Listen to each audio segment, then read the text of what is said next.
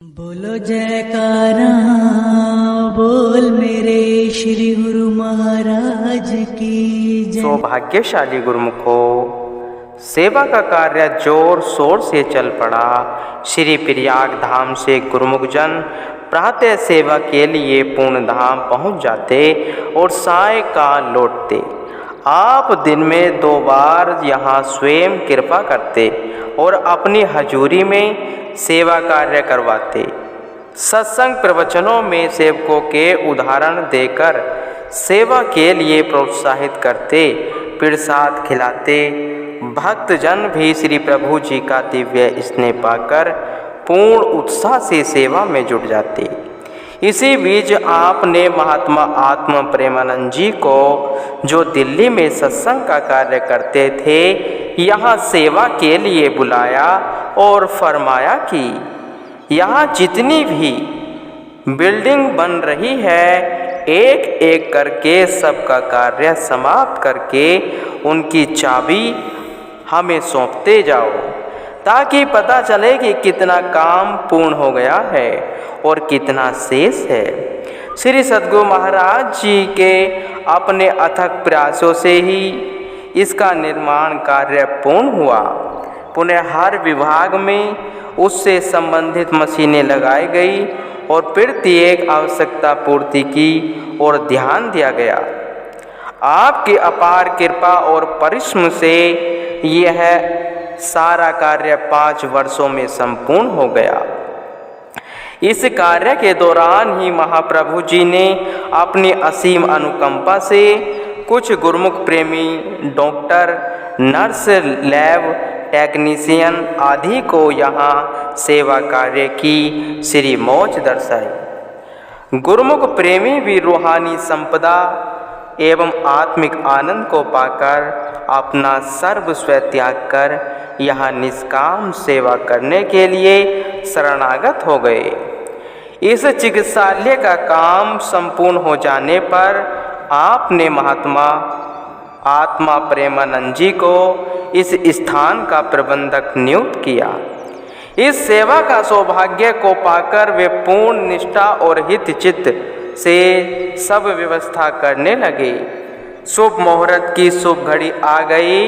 लगभग 7 एकड़ जमीन पर बना यह चिकित्सालय जब अनुपम एवं अद्वितीय रूपरेखा के अनुसार तैयार हो गया, तो श्री सद्गुरु दाता दयाल जी ने निजी मौज से इसका शुभ मुहूर्त 3 फरवरी सन 1997 को श्री कर कमलों द्वारा बहुत उत्साह एवं उल्लास पूर्वक किया। इस शुभ अवसर पर श्री अमृत प्रवचन फरमाए।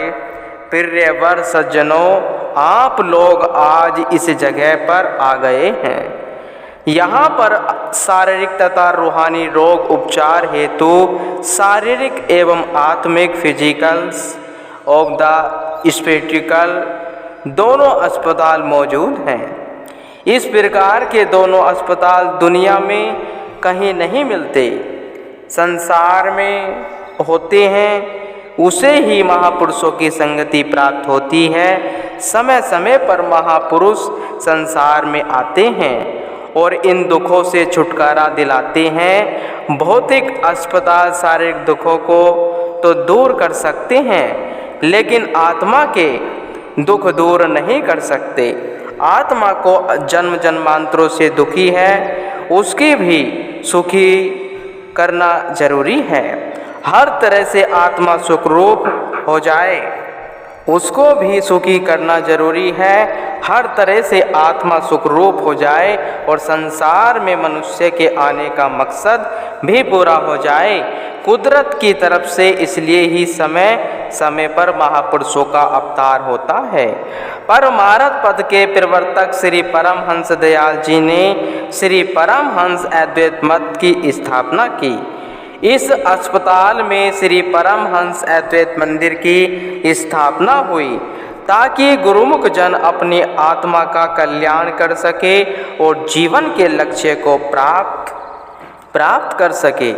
आज श्री प्रयाग धाम ट्रस्ट धर्मार्थिक चिकित्सालय पूर्ण धाम का उद्घाटन भी हो गया। इससे शारीरिक दुख दूर होंगे, शरीर निरोग होने से आत्मा कल्याण का कार्य भली भांति हो सकेगा और आत्मिक प्रफुल्लित होगी। अतः दोनों प्रकार से जीवन को सुखरूप बनाकर प्रेमी जिज्ञासु अपने लक्ष्य को पाने में समर्थ होंगे। यह चिकित्सालय सभी आधुनिक सुख सुविधाओं एवं उपकरणों से सुसज्जित हो जाएं। सुयोग्य डॉक्टरों के निरीक्षण में जन साधारण को स्वास्थ्य लाभ प्रदान करें, उन्हें शारीरिक एवं आत्मिक सुख प्रदान करने की दिशा में अपनी विशेष एवं महत्वपूर्ण सेवाएं उपलब्ध कराने में तत्पर हैं। बड़े बड़े विश्वविख्यात डॉक्टर भी यहाँ अपनी सेवाओं का योगदान देकर अपने भाग्य मना रहे हैं। श्री सद्गुरु महाराज जी समय समय पर यहाँ आकर कृपा फरमाते और सभी को अपनी पावन श्री दर्शनों और प्रवचनों से निहाल करते। एक बार आप यहाँ पधारे तो मौजवश अस्पताल बिल्डिंग की ओर कृपा की। मुख्य द्वार से प्रवेश करते ही आपकी दृष्टि एक बोर्ड पर पड़ी जिस पर लिखा था, we dress, we help, we trade, we care. आपने वहाँ रुककर बड़े गौर से उसे पढ़ा और अस्पताल ठीक हो स्टाफ को फरमाया कि आप चोट लगे स्थान पर केवल पट्टी करते हैं, लेकिन घाव को ठीक करने का काम कुदरत परम सत्ता करती है। इसी प्रकार आप रोगी व्यक्ति का उपचार अवश्य करते हैं, किंतु उसे रोग मुक्त करना आपका काम नहीं है। उसे स्वस्थ एवं निरोग करने का कार्य वह परम सत्ता अर्थात परमात्मा करते हैं।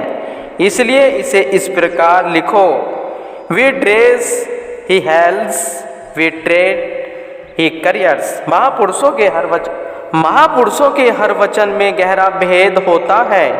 श्री वचनों को श्रवण कर सभी ने श्री चरणों में नतमस्तक हो क्षमा मांगी और उस बोर्ड में तुरंत ही सुधार कर दिया। आपकी करुणा, दया और सभी गुरुमुख प्रेमियों के प्रति वात्सल्य भाव को जीवा द्वारा व्यक्त नहीं किया जा सकता।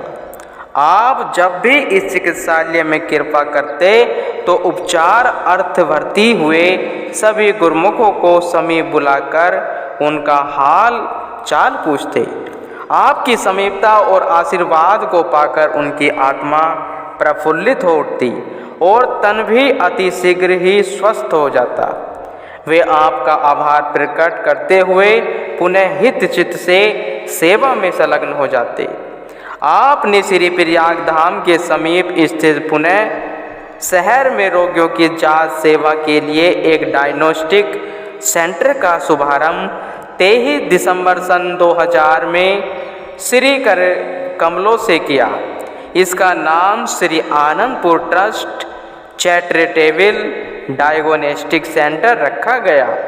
इस शुभ अवसर पर आपने यह श्री वचन फरमाए कि श्री आनंदपुर ट्रस्ट निष्काम सेवा भक्ति का ट्रस्ट है, जिसका ध्येय है निष्काम सेवा करना। इसी उद्देश्य से यह डायग्नोस्टिक सेंटर बनाया गया है ताकि आप जनता इससे लाभान्वित हो। तत्पश्चात सद्गुरु महिमा के भजन गाए गए एवं प्रसाद बांटा गया। आपने इस सेंटर की देखरेख का कार्य महात्मा पूर्ण भक्तानंद जी एवं महात्मा विचार निर्लेपानंद जी को सौंप दिया। मानवता की सेवा के इसी उद्देश्य को मद्देनजर रखते हुए आपने जनवरी सन 2005 को पूना में ही एक मेडिकल सेंटर का मुहूर्त करके इसका नाम Shri Anandpur trust charitable medical centre फरमाया। यहाँ रोगी व्यक्ति अपना उपचार करवाकर स्वास्थ्य लाभ प्राप्त कर रहे हैं। आपने रेखांकित जमीन पर श्री प्रयाग धाम ट्रस्ट धर्मार्थिक चिकित्सालय बनवाकर पूर्ण धाम में शेष जमीन पर चक के अनुरूप हम कमरे वह लंगर आदि बनाने का आदेश दिया। थोड़ी सी जमीन पर खेती का काम किया जाता है। इस चक की देखभाल करने के लिए 2 भक्तों को नियुक्त किया। आप जब भी चिकित्सालय में पधारते तो इस स्थान के भी सौभाग्य जाग जाते। इससे पहले कई बार गुरुमुख सेवकों को सत्संग ले जाते, बगीचे में से घास फूस निकलवाते, कंटीली झाड़ियाँ दूर करवाते और फरमाते कि इसी प्रकार ही भक्ति के मार्ग में माया कांटों का जाल बिछाती है, अर्थात शारीरिक झिलमिल की ओर आकर्षित करती है। गुरुमुखों को गुरु वचनों पर चलते हुए उन मलिन ख्यालों को दूर करते रहना है। इससे गुरु भक्ति की राह सरल बन जाएगी। पुनः फरमाया कि सदा अपने लक्ष्य का ध्यान रखो, निर्भय जीवन यात्रा को पूर्ण कर उज्जवल मुख दरगाह में सम्मान पाओगे। महापुरुषों की कृपा दृष्टि से कोरेगांव पूर्ण धाम के नाम से विख्यात होकर पूर्ण बन गया। श्री सद्गुरु महाराज सदैव हर स्थान को नया रूप देने के लिए सेवकों के लिए सेवा का साधन बनाते हैं। श्री प्रयाग सरोवर के मार्ग में श्री मंदिर के पीछे से पानी की धारा बहती हुई श्री प्रयाग धाम से दूर नदी में जाकर मिलती थी। मार्ग में एक स्थान पर तालाब की भांति छोरा पानी एकत्र होकर पुनः सड़क पर नीचे से बहता हुआ नदी की ओर जाता था। इसमें कमल के पुष्प खिले हुए अत्यंत मनमोहक एवं सुंदर लगते। श्री प्रयाग सरोवर की सेवा हेतु गुरुमुख जाते एवं आते समय इस झोरे को देखते तो प्राय यह कह उठते कि श्री प्रभु जी की अपरंपार महिमा है, जो हमें ऐसा सुंदर दृश्य यही दिखला दिया। आपकी श्री मौज हुई कि इसे नीचे से समतल बना दिया जाए और इसकी सफाई की जाए। इसके लिए इसके पानी के बहाव का रुख दूसरी ओर करवाकर इसे खाली करवा दिया। आप स्वयं उसके तट पर विराजमान हुए और गुरुमुखों को इसकी सफाई की सेवा का सौभाग्य प्रदान किया। गुरुमुखों ने अपने कपड़ों को बचाते हुए धीरे धीरे ऊबड़ खाबड़ पत्थरों में से कीचड़ निकालना आरंभ किया। 15-20 गुरुमुख लाइन बनाकर एक दूसरे को कीचड़ से भरी तगारी पकड़ाते और उसे बाहर एक ओर डाल देते। आपने देखा कि यह कार्य मध्य से शुरू हुआ है और इसे एक किनारे से शुरू करवाना चाहिए। गुरुमुख कपड़ों को कीचड़ से बचाने के लिए धीरे धीरे सेवा कार्य कर रहे थे। महापुरुषों के हर कार्य में सेवक की भलाई होती है। श्री वचन हुए, इस समय अपने कपड़ों की तरफ ध्यान न देते हुए सेवा करें। मन वह सुरती को सेवा में लीन करोगे तो यह सफाई पूर्ण होगी। यह छोरा की सफाई नहीं हो रही, अपितु मन की सफाई के लिए यह सेवा का एक साधन बना है। आप इसी प्रकार इसके बीच में से होते हुए एक किनारे पर पहुंच जाओगे। महाप्रभु जी स्वयं भी इस किनारे पर पहुंच गए। गुरुमुख पत्थरों के बीच में कीचड़ होने से कभी कभी फिसल जाते और एक दूसरे पर आश्रय लेकर उठ जाते। ऐसे ही फिसलते उठते वे सब उस किनारे तक पहुंच गए। आप सामने देखकर मुस्कुरा रहे थे। श्री मौज में आकर आपने फरमाया, जिस प्रकार आप इस कीचड़ में पाँव रखते ही बार बार फिसल रहे थे और एक दूसरे के सहारे से पुनः उठकर खड़े हो जाते हैं, इसी प्रकार भक्त मार्ग में भी फिसलन होती है। बार बार मनमाही दलदल में फंसकर फिसल जाता है। गुरुमुख जन अपने सद्गुरु के आश्रय पाकर ऊपर उठ जाते हैं और अपने लक्ष्य को पा लेते हैं। कितना गूढ़ रहस्य भरा होता है महापुरुषों के प्रत्येक वचन में। जिस समय यह सेवा पूर्ण हुई, सब गुरुमुखों को बाहर बुलाया। कार में विराजमान होकर गुरुमुखों को कहा कि हमारे साथ चलो। गुरुमुख कीचड़ से भरे हुए पांवों से कार के साथ दौड़ते और फिर थोड़ा धीमा हो जाते। श्री प्रभु जी भी कार को कभी धीरे धीरे करवाते थे और कभी तेजी से चलवाते। उस समय सड़क कंकरों से भरी हुई थी, परंतु किसी को न तो कोई कंकर चुभा और न ही कोई पीड़ा महसूस हुई।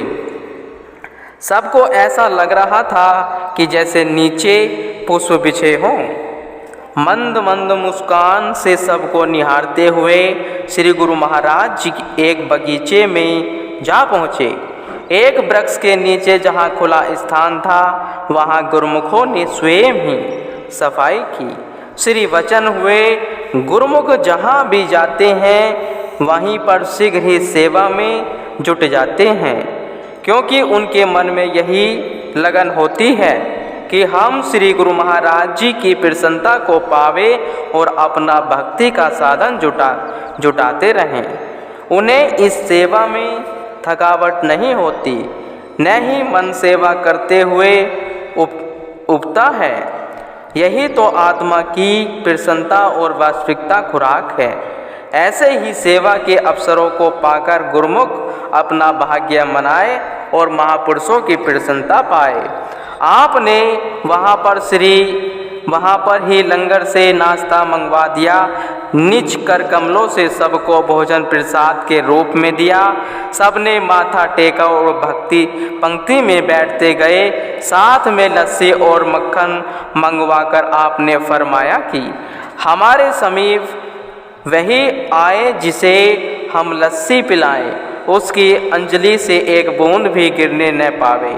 उस समय का दृश्य देखकर गुरुमुख मन ही मन ऐसे प्रसन्न हो रहे जिसके आगे कुबेर का खजाना प्राप्त हो जाने वाली खुशी भी तुच्छ थी।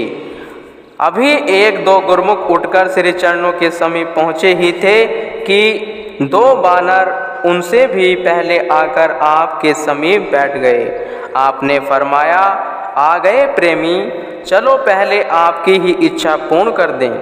उन्होंने अपनी माखन भी खाते गए और अंत में दोनों थोड़ा सा माखन मुंह पर लगाया और वे माथा टेककर झूमते वह आनंद मनाते हुए कूद कर वृक्ष की शाखाओं पर बैठ गए।